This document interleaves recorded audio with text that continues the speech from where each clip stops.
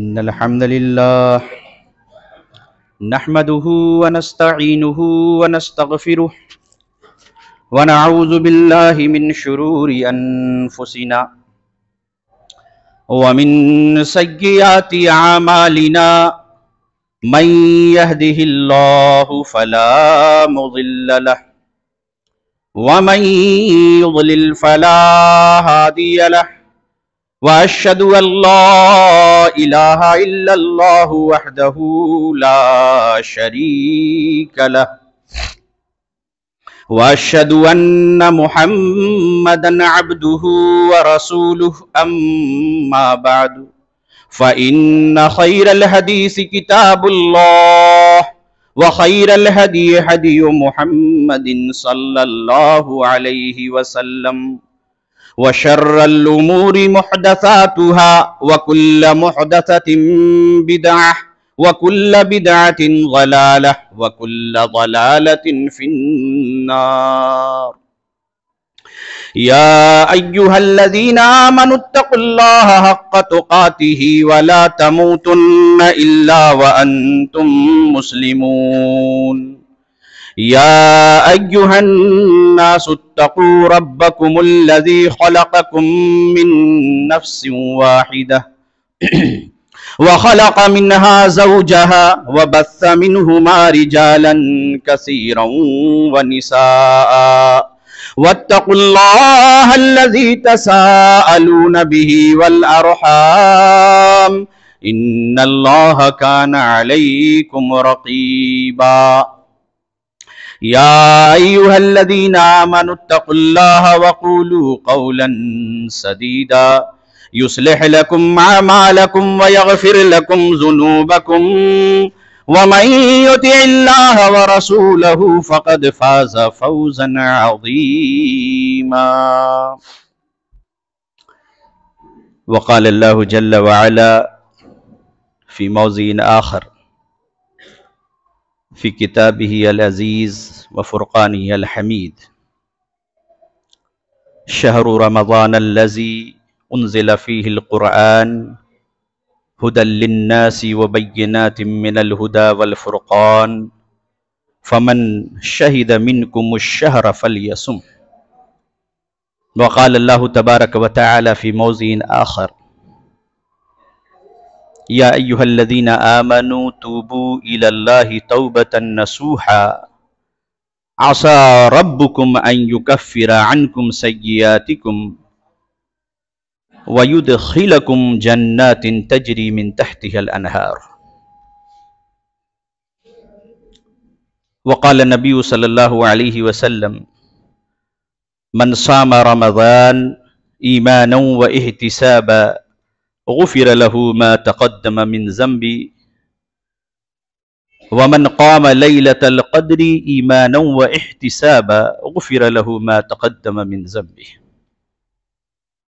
أو كما قال النبي صلى الله عليه وسلم كما رواه البخاري رحمه الله في صحيحه رب اشرح لي صدري ويسر لي أمري واحلل عقدة من لساني يفقهوا قولي۔ تمام قسم کی تعریفات، بڑائی، بزرگی، کبریائی تن تنہا اکیلے بلا شرکت غیر اس اللہ رب العالمین کے لیے لائق و زیبا ہے جو ہم تمام انسانوں کا اور تمام جنوں کا اور اس کائنات میں رہنے والی تمام مخلوقات کا خالق ہے، مالک ہے، پالنہار ہے، کہ جس نے بغیر کسی سابقہ نمونے کے اس کائنات کو اور اس میں رہنے والی تمام مخلوقات کو وجود بخشا، اور لاکھوں کروڑوں درود و سلام نازل ہوں ہمارے اور آپ کے آخری نبی حضرت محمد صلی اللہ علیہ وسلم پر، کہ جن کے اس کائنات میں تشریف لانے سے کفر و شرک کی تاریکیاں چھٹ گئیں اور ہر چہار جانب توحید و ایمان کی کرنیں پھیل گئیں۔ معزز سامعین، جیسا کہ آپ جانتے ہیں، آپ کے ذہن و دماغ میں یہ بات ہوگی کہ موقع رمضان کی آمد کا ہے، لہذا خطبہ بھی رمضان المبارک کے مقدس اور مبارک مہینے کے تعلق سے ہی ہوگا۔ ابھی اس سے پہلے اسی منبر سے خطبہ جو جمعہ کا دیا گیا اس سے پہلے جو خطیب تھے انہوں نے استقبال رمضان کے تعلق سے آپ کے سامنے کچھ باتیں پیش کی. آج میں آپ کے سامنے رمضان المبارک کے شروع ہونے سے پہلے کچھ اہم باتیں میں آپ کے سامنے پیش کرتا ہوں کہ جن میں ہم اکثر و بیشتر کوتاہی کر جاتے ہیں، اور بہت ہی احترام کے ساتھ اور بہت ہی ادب کے ساتھ یہ التماس کرتے ہوئے میں اپنی گفتگو جاری رکھوں گا کہ بات کتاب و سنت کی روشنی میں ہوتی ہے صرف اس لیے افہام و تفہیم کی خاطر کہ ہم جو یہاں پر جمعہ کی نماز پڑھنے آئے ہیں، خطیب جو خطبہ دے رہا ہے، اللہ اور اس کے رسول صلی اللہ علیہ وسلم کی جو باتیں بتا رہا ہے، جو باتیں حق ہو، جو باتیں درست ہو، دلائل کی روشنی میں ہو اور دلائل سے ثابت ہو، ان باتوں کو ہمیں اختیار کرنا چاہیے. اور اگر کوئی ایسا عمل یا کوئی ایسی چیز ہماری زندگی میں موجود ہے جو خلاف سنت ہے، خلاف شرع ہے، تو اپنی عبادتوں کو درست کرنے کے لیے اللہ رب العزت کی بارگاہ میں اس کی قبولیت کو یا قبولیت کے درجے تک اسے پہنچنے کے لیے یا پہنچانے کے لیے ہمیں ان غلط چیزوں کو ضرور بھی ضرور ترک کر دینا چاہیے. ایک مومن کا یہی شیوا ہے. رمضان المبارک کا جو یہ مہینہ ہے کہ جس میں روزہ فرض ہوا، جس کے بارے میں قرآن کریم کی آیت کریمہ ابھی خطبہ مسنونہ کے بعد پڑھی گئی، یہ جو رمضان کا مہینہ ہے، جو قمری مہینہ ہے، اگر آپ اس کی تاریخ پہ نظر ڈالیں گے تو عرب کی وہ قوم کہ جہاں اللہ کے رسول صلی اللہ علیہ وسلم مبعوث کیے گئے، تو عربوں کی بھی کئی کیٹگری ہے. ایک قدیم عرب ہیں جنہیں ہم کہتے ہیں عرب عاربہ، اور اس کے بعد ایک عرب کی دوسری نسل ہے جس کو عرب مستعربہ کہا جاتا ہے. عرب عاربہ یعنی قوم عاد اور قوم سمود کا جو تذکرہ آپ قرآن کریم میں پڑھتے ہیں، قوم عاد کا، قوم سمود کا اور بہت سارے ان کے زمانے کی قوموں کا، وہ عرب عاربہ تھے، انتہائی قدیم عرب، یعنی زمانہ جاہلیت کے جو ابتدائی یعنی اولین ایام تھے، ان ایام میں اس مہینے کا نام مورخین نے لکھا ہے، تاریخ دان لکھا ہے کہ اس کا نام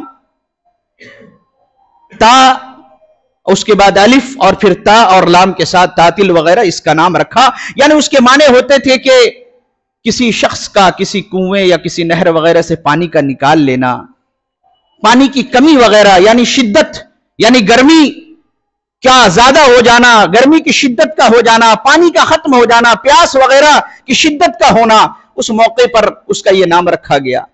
اور تاریخ دانوں نے یہ بھی لکھا ہے کہ اس زمانے میں اس مہینے کا نام ایک ظاہر بھی نام رکھا گیا، جو کہ جاڑے کے موسموں میں سے ایک موسم کا نام تھا، کہ جب صحرا اور بیابانوں کے اندر میں بارش کے موسم کے ختم ہونے کے بعد جب درختوں کے اندر میں پھول اگتے ہیں پودوں میں، اس وقت اس کا نام رکھا گیا ظاہر کے نام سے بھی. لیکن اس رمضان کے مہینے کے بارے میں جب آپ مطالعہ کریں گے تو آپ کو پتہ چلے گا کہ عرب عاربہ کے بعد جو عرب کی ایک دوسری نسل آئی، عرب مستعربہ، ان کا دور اسلام سے 200 سال پہلے کا ہے. اسلام کی آمد سے 200 سال پہلے عربوں نے اپنے حالات اور موسم کی تبدیلی کے لحاظ سے اور سماجی حالات کے اعتبار سے مہینوں کا نام رکھا، اور قمری مہینوں کے جو نام ہیں محرم، صفر، ربیع الاول وغیرہ جو ہم کہتے ہیں، اس نام کے موجد کے طور پر کہا جاتا ہے کہ کلاب بن مرہ ایک قریش کے آدمی تھے، انہوں نے قمری مہینوں کے ان ناموں کی ابتدا کی. اور چونکہ جب گرمی کی شدت زیادہ ہوتی تھی، جب گرمی کی ابتدا ہوتی تھی، گرمی کی شدت بڑھ جاتی تھی، تو اس وقت اس مہینے کا نام رکھا، جب یہ موسم آتا تھا کہتے تھے رمضان. رمضان کے مطلب ہی ہوتے ہیں شدت گرمی کی. جبکہ اونٹنی کے چھوٹے بچے جن کا ابھی صحیح طریقے سے کھر وغیرہ نہ نکلا ہو، جن کا پیر اور اس کے نیچے جو ہے گوشت وغیرہ کے اندر کافی نرمی ہو، جب بچہ اپنے پیر کو ریت کی گرمی پہ، صحرا کی گرمی میں جب وہ پیر ڈالے تو پیروں کو پٹکنے لگے اس گرمی کی بنا پر، اس موقع پہ نام رکھا رمضان، اور پھر اسی سے اس کا نام بنا رمضان. پھر اسلام کی آمد ہوئی، اللہ کے رسول صلی اللہ علیہ وسلم مبعوث کیے گئے، اور یہ رمضان کا مہینہ جو ہے اس نام سے وہ برقرار رہا قمری مہینوں کے اندر میں. پھر سن 2 ہجری میں رمضان کے روزے کی فرضیت ہوتی ہے. کب ہوتی ہے؟ سن 2 ہجری، ہجرت کا دوسرا سال ہے. سن 2 ہجری میں رمضان کے روزے کی فرضیت ہوتی ہے. اور عجیب و غریب اتفاق ہے، آپ ذرا غور کریں کہ ہجرت کا دوسرا سال ہے، رمضان کے روزے کی فرضیت ہوتی ہے کہ رمضان کے اندر مہینے میں روزے رکھنے مسلمانوں پہ فرض کیے گئے. فمن شہد منکم الشہر فلیصم، روزے کی فرضیت ہوتی ہے. اور اسی رمضان المبارک کے مہینے میں جو پہلا روزہ مسلمانوں نے رکھا، اللہ کے رسول اور صحابہ کرام نے رمضان کا روزہ رکھا، ابھی 15 اور 16 روزے ہی رکھے تھے کہ اسی رمضان کے مہینے میں سن 2 ہجری کے اندر میں 17 رمضان سن 2 ہجری کے اندر میں بدر کا مارکا پیش آیا. کفر اور اسلام، حق اور باطل کی وہ پہلی لڑائی مسلمانوں نے لڑی. بڑا ہی حسن اتفاق ہے کہ رمضان کا مہینہ آیا، روزے فرض ہوئے، صحابہ نے روزہ رکھنا شروع کیا، اور اسی مہینے کی 17 تاریخ کو بدر کا مارکا پیش آتا ہے، جو مورخین نے اس کو کیلکولیٹ کر کے جو لکھا ہے کہ وہ 13 مارچ 624 عیسوی کی تاریخ بنتی ہے. 13 مارچ 624 عیسوی میں 17 رمضان المبارک سن 2 ہجری کو بدر کا مارکا پیش آتا ہے. اور اللہ رب العزت مسلمانوں کو فتح و کامرانی سے ہمکنار کرتا ہے. مسلمان غالب آتے ہیں، اسلام کا بول بالا ہوتا ہے. مسلمانوں کو جو لوگ ہجرت کے بعد انتہائی کمزور اور مقہور سمجھ رہے تھے، مسلمانوں کی ایک دھاک بیٹھ جاتی ہے. اور اسی لیے یہ جو جنگ تھی، جس کو کہ یوم الفرقان کے نام سے بھی متعدد جگہوں پہ قرآن نے اور احادیث کے اندر میں یاد کیا گیا، یعنی حق و باطل کے درمیان تفریق ہو گئی. تو یہ بڑا ہی حسین امتزاج ہے کہ روزے کی فرضیت ہو رہی ہے اور اسی سال بدر کا مارکا بھی ہے. رمضان المبارک کے مہینے کے تعلق سے یہ تو کچھ اس کی تاریخ پہ روشنی ڈالنی تھی. اللہ رب العزت نے جو فرمایا کہ شہر رمضان الذی انزل فیہ القرآن، یہ جو رمضان کا مہینہ ہے اسی میں قرآن نازل ہوا، یعنی قرآن کے نزول کی ابتدا ہوئی. ہدی للناس، یہ جو قرآن ہے یہ لوگوں کی رہنمائی کرتا ہے، ہدایت کرتا ہے. وبینات من الہدی والفرقان، اور ہدایت اور حق و باطل کی تمیز بھی کرتا ہے.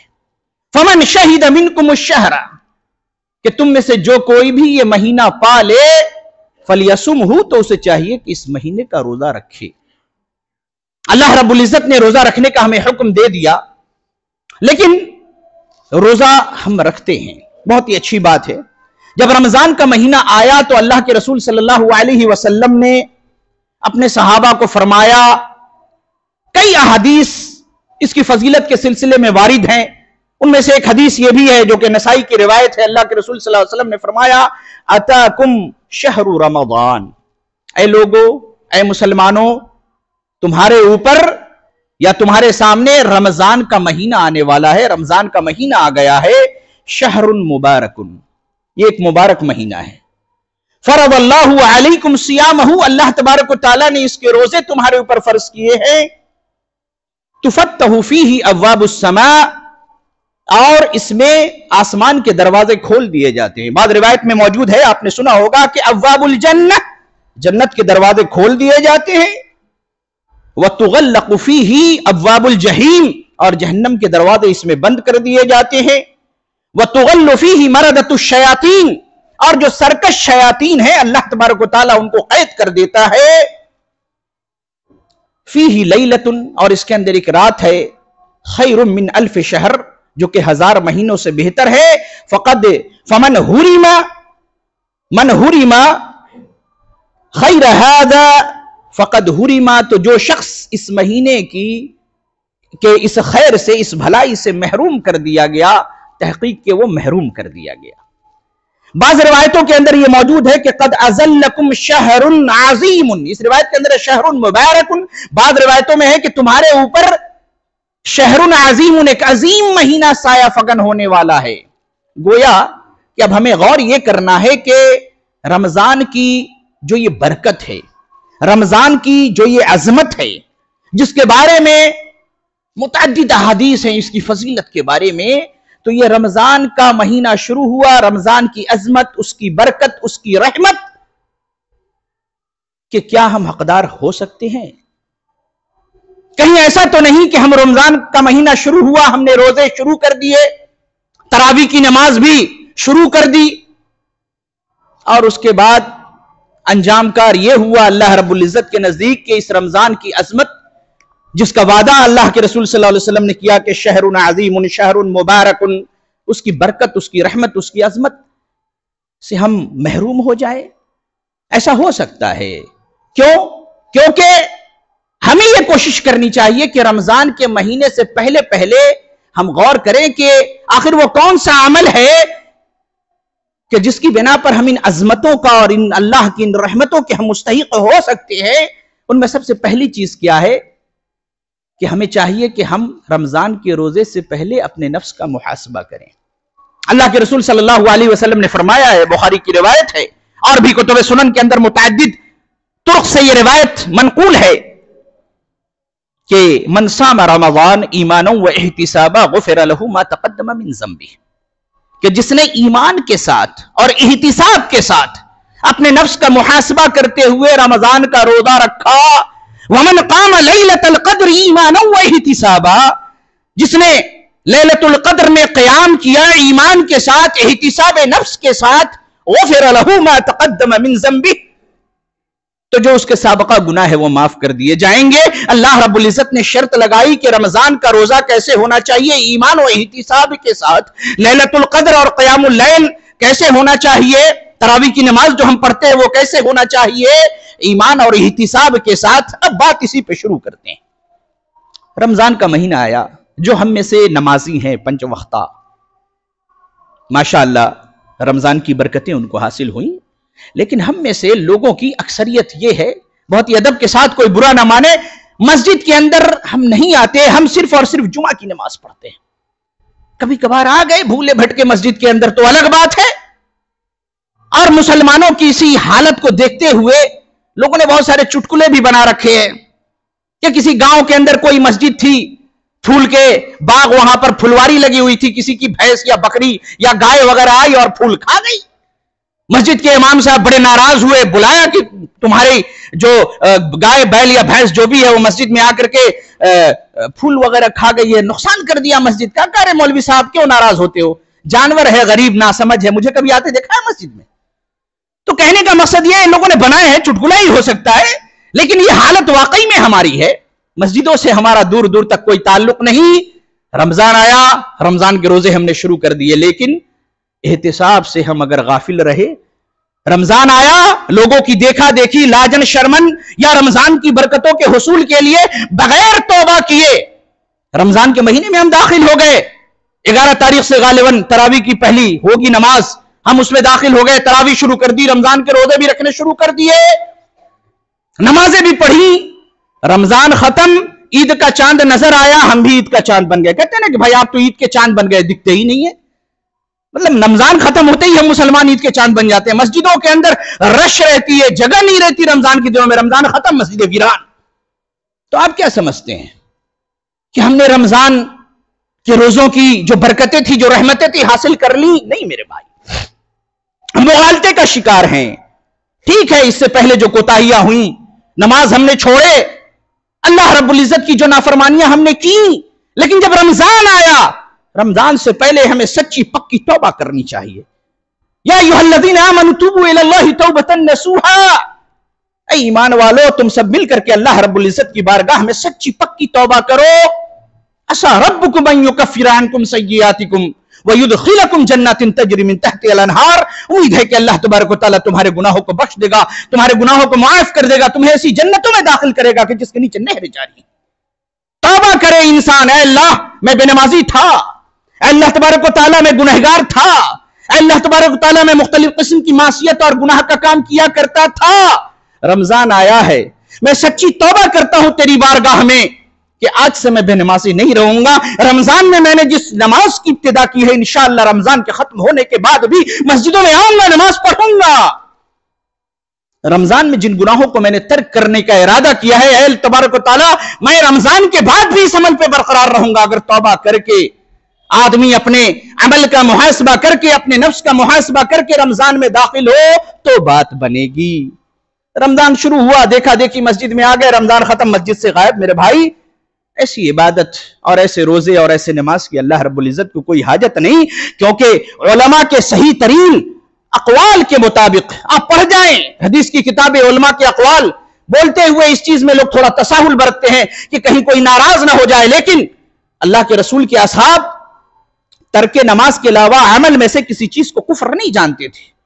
یہاں تک کہ علماء عرب میں سے بڑے بڑے شیوخ اور اس سے پہلے امام احمد بن حنبل اور بہت سارے محدثین کا یہ فتویٰ ہے کہ اگر ایک وقت کی نماز کسی کی ترک ہو گئی بغیر شرعی عذر کے، اس نے چھوڑ دیا، دوسرا وقت آیا، اس کو توبہ کروائی جائے، توبہ کر لیا تو فبہا و نعما، ورنہ اس کی گردن مار دی جائے، وہ مسلمان ہی نہیں رہا۔ اللہ اکبر ہے، آپ جانتے ہوں گے اتنا سخت معاملہ ہے نماز کا۔ تو ہم اگر بے نمازی ہیں تو اللہ رب العزت کے نزدیک صحیح معنوں میں ہم مسلمان ہی نہیں، اور ہم نے نماز کے روزے، رمضان کے روزے شروع کر دیے، نمازیں شروع کر دی، بغیر توبہ کیے ہم رمضان میں داخل۔ یہ الگ بات ہے کہ رمضان کے روزے ہم نے رکھے، نمازیں پڑھی، توبہ کر کے رمضان میں داخل ہوئے، شیطان کے بہکاوے، نفسانی خواہشات یا کوتاہی میں آ کر کچھ نمازیں چھوٹ گئی، معاملہ خراب ہو گیا، یہ الگ مسئلہ ہے، لیکن رمضان سے پہلے تو عزم مصمم کریں۔ تو اس کوتاہی کو ہمیں دور کرنا ہے، توبہ کر کے، نیت خالص کر کے، اپنے عمل کا محاسبہ کر کے، اپنے نفس کا محاسبہ کر کے رمضان میں ہمیں داخل ہونا ہے انشاءاللہ، تب جا کر کے رمضان کی برکتیں ہمیں حاصل ہوں گی۔ دوسری چیز وہ یہ کہ روزہ جو رکھا جائے وہ سنت کے مطابق رکھا جائے۔ آپ جانتے ہیں کہ کسی بھی عمل کے لیے یہ ضروری ہے مخلصاً للہ، اللہ کے لیے اخلاص کے ساتھ اس عمل کو انجام دیا جائے۔ وعلی سنت رسول اللہ، اور دوسری چیز اللہ کے رسول کی سنت کے مطابق جو عمل کیا جائے وہی عمل قبول ہے۔ مسلم کی روایت ہے، من عمل عملا لیس علیہ امرنا فہو رد۔ ایسی بہت ساری روایتیں ہیں، جس نے کسی ایسے عمل کو انجام دیا کہ جس کے اوپر میری مہر نہ لگی ہو، جس کی میں نے تائید نہ کی ہو، فہو رد، تو وہ مردود ہے۔ رمضان کے روزے ہم نے شروع کر دیے، میں نے اس لیے پہلے آپ لوگوں سے معذرت کر لیا کہ بہت سارے لوگوں کو حق بات بھی بری لگ جاتی ہے کہ دیکھو مولوی منبر سے خطبہ دے رہا ہے، فتنہ فساد برپا کر رہا ہے۔ میرے بھائی، حق بات بولنا، لوگوں کی اصلاح کرنا فتنہ و فساد نہیں ہے، بلکہ اگر آپ منبر پہ آتے ہیں اس مسجد میں جمعہ پڑھنے، اگر یہاں علماء آپ کی اصلاح نہ کریں، اللہ رب العزت قیامت کے دن اگر آپ کا مواخذہ کرے، محاسبہ کرے، تو آپ تو عالم کو ہی ذمہ دار ٹھہرائیں گے کہ مولوی صاحب آتے تھے، ہم تو دور دور سے آتے تھے کہ مولانا صاحب جو ہے ان کی تقریر ہمیں بڑی اچھی لگتی ہے، لیکن انہوں نے تو کبھی بتایا نہیں۔ مولوی سے پوچھا جائے تو وہ کہے میں تو لوگوں کے ڈر سے نہیں بولا کہ لوگ ناراض ہو جائیں گے۔ یہ معاملہ دین کا نہیں ہونا چاہیے، سنت کے مطابق عمل کرنا چاہیے۔ روزہ رمضان کا شروع ہوا، ہم نے غیر شرعی عمل، بدعت کہتے ہوئے تھوڑا معاملہ ٹھیک نہیں لگتا، لیکن ہم نے ایک غیر سنت طریقے پہ روزے کی ابتدا کر دی۔ وہ کیسے؟ نویتو بصوم غد من شہر رمضان۔ وہ چھوٹی والی جنتری اور وہ جو کاغذ کا ٹکڑا ملتا ہے چھپا چھپایا، جس میں نماز کے روزے کی افطاری کی ٹائم ٹیبل ہوتی ہے، بغیر کسی سند کے، بخاری، مسلم، ترمذی، ابو داؤد، نسائی، ابن ماجہ، ترغیب پتر، کسی بھی حدیث کے کتاب کا کوئی حوالہ نہیں، بس لکھ دیا۔ روزے کی نیت، روزے کی نیت دل کے ارادے کا نام ہے میرے بھائی۔ روزہ جو آپ رکھ رہے ہو، رمضان کا چاند طلوع ہوا، آپ نے دیکھا یا نہ دیکھا، سنا، آپ کے اوپر روزہ فرض ہو گیا۔ اب رمضان کے روزے کی نیت الفاظ اور زبان سے کرنا، الفاظ نیت کرنا اور نیت پڑھنا دونوں دو چیزیں ہیں۔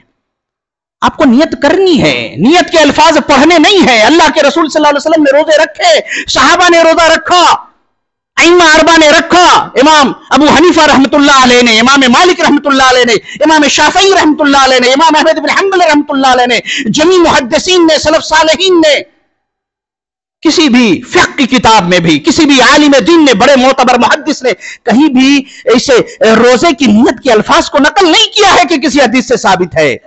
اور دیکھیے غد کے معنی کیا ہوتے ہیں۔ آج آپ روزہ رکھ رہے ہیں، فجر کے وقت سے پہلے آپ نے سحری کی، اور آپ جانتے ہیں نا جیسے ہی سورج غروب ہوا تو ڈیٹ بدل جاتا ہے، بدلتا ہے کہ نہیں؟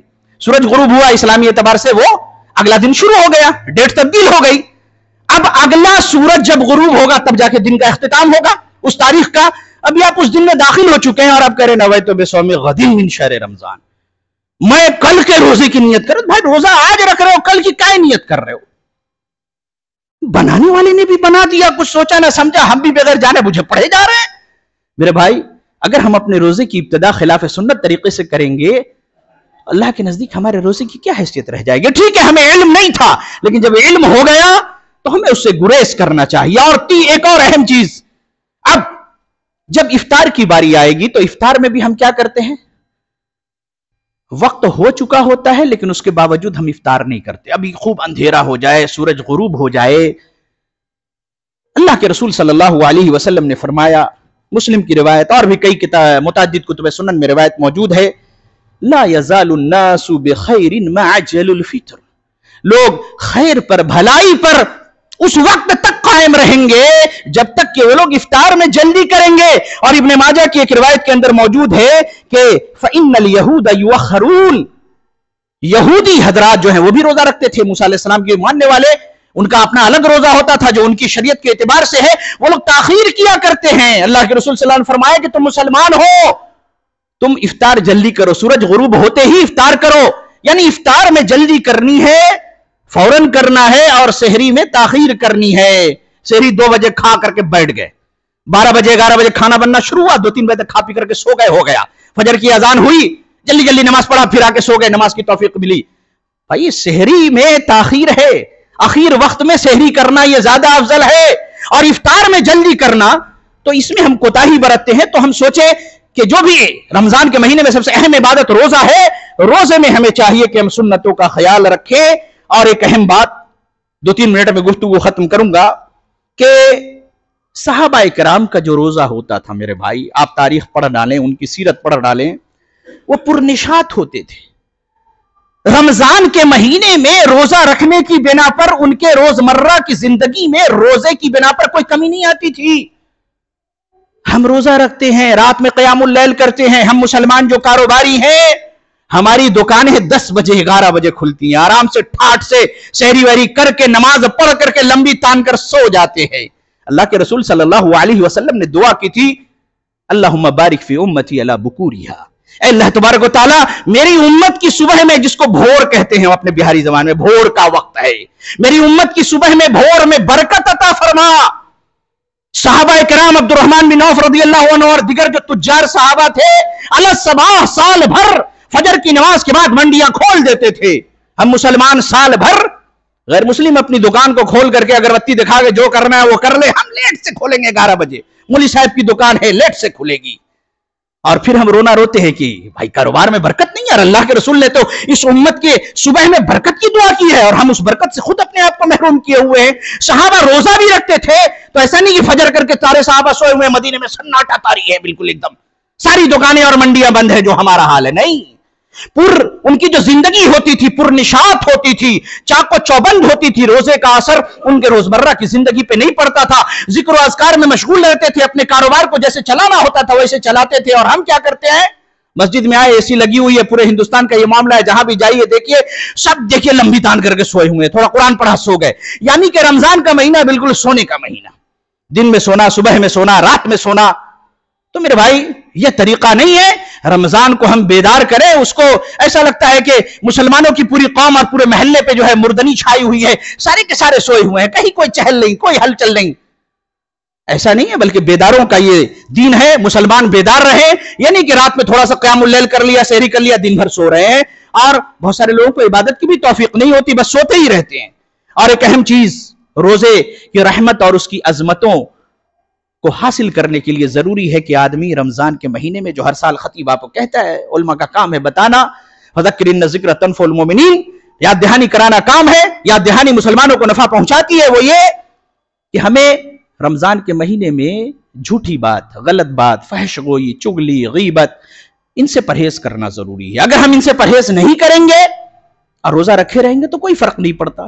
मस्जिदों में बैठ करके रोजा रख करके लोग चुगली गीबत करते हैं, बहुत अफसोस की बात है। अल्लाह के रसूल सल्लल्लाहु अलैहि वसल्लम की हदीस सुन ले, जो आपने बारहा सुनी है, बुखारी की रिवायत है, मन लम यदा कौल ज़ूर, कि जो झूठ बोलना ना छोड़े रोजे की हालत में, वल अमल बिही, और फरेबकारी वगैरह तर्क ना करे, वल जहला, जहालत की बातें तर्क ना करे, फलैसा लिल्लाहि हाजा, अल्लाह रब्बुल इज्जत को इसकी कोई जरूरत नहीं कि अन यदा तआमहु व शराबह, कि वो अपना खाना पीना तर्क करे, یعنی کہ بھوکا رہے تو اس کے بھوک و پیاس کی اللہ کو کوئی حاجت نہیں، اللہ کوئی ضرورت نہیں، گویا کہ اللہ رب العزت کو کوئی فرق نہیں پڑتا تم روزے سے ہو کہ نہیں ہو۔ اگر روزہ رکھ کر کے فریب کاری، جھوٹ اور جہالت جیسی باتوں میں اگر مشغول رہے، جھگڑا لڑائی کرتے رہے، الٹی سیدھے حرکات کرتے رہے، تو پھر اس روزے کا کوئی فائدہ نہیں، وہ روزہ ہمیں کچھ بھی فائدہ دینے والا نہیں۔ اللہ رب العزت سے ہم دعا گو ہے کہ اللہ تبارک و تعالی ہمیں رمضان کے مہینے میں روزہ کی ابتدا کرنے سے پہلے جن باتوں کی طرف اشارہ کیا گیا اس پہ ہمیں سمجھ کے عمل کرنے کی توفیق عنایت فرمائے، اور سب سے بڑی چیز وہی جو پہلی چیز بتائی گئی جس کمی کے ہم شکار ہیں کہ ہم رمضان کا روزہ آتا ہے، نمازیں شروع کرتے ہیں، رمضان کے بعد ہم غائب ہو جاتے ہیں۔ میرے بھائی، اگر ہم نیت سچی پکی کر کے، توبہ کر کے، سال بھر کے نمازی بننے کی نیت کر کے اگر رمضان کے صفوں میں نہیں آئیں گے تو ایسی نماز کی اللہ کو کوئی حاجت نہیں۔ اللہ تبارک و تعالیٰ سے دعا ہے کہ اللہ تبارک و تعالیٰ ہمیں اپنے نبی کی سنتوں پہ عمل کرنے کی توفیق عنایت فرمائے، روزہ سنت کے مطابق رکھنے کی توفیق دے، سحری سنت کے مطابق کرنے کی توفیق دے، اور دیگر تمام عبادات کو اپنے رسول کے طریقے پر کرنے کی ہمیں توفیق دے۔ اس سے صرف نظر کہ ہم کس مسلک کے ہیں، ہم کس فرقے کے ہیں، ہم کس امام کے ماننے والے ہیں۔ اللہ کی قسم کسی امام نے یہ نہیں کہا ہے کہ تم اپنے نبی کی صحیح حدیثوں کو چھوڑ دو۔ قیامت کے دن جب ہم اپنے ان اماموں کے پاس اگر گہار لگائیں گے کہ امام صاحب ہم تو نبی کی حدیث چھوڑ دیے کیونکہ ہم تو آپ کا دامن تھامے ہوئے تھے، وہ خود آپ کو بھگا دیں گے کہ ہم نے تو کبھی نہیں یہ کہا تھا، ہم تو خود زندگی بھر اپنے نبی کی سنتوں کے در پہ رہے کہ کہاں سے سنت ملے ہم اس کو عمل کریں۔ اللہ تبارک و تعالی ہمیں کہنے سننے کے مطابق عمل کی توفیق دے۔ اقول قولی ھذا واستغفر اللہ ولکم ولسائر المسلمین، آمین، وآخر دعوانا ان الحمد للہ رب العالمین۔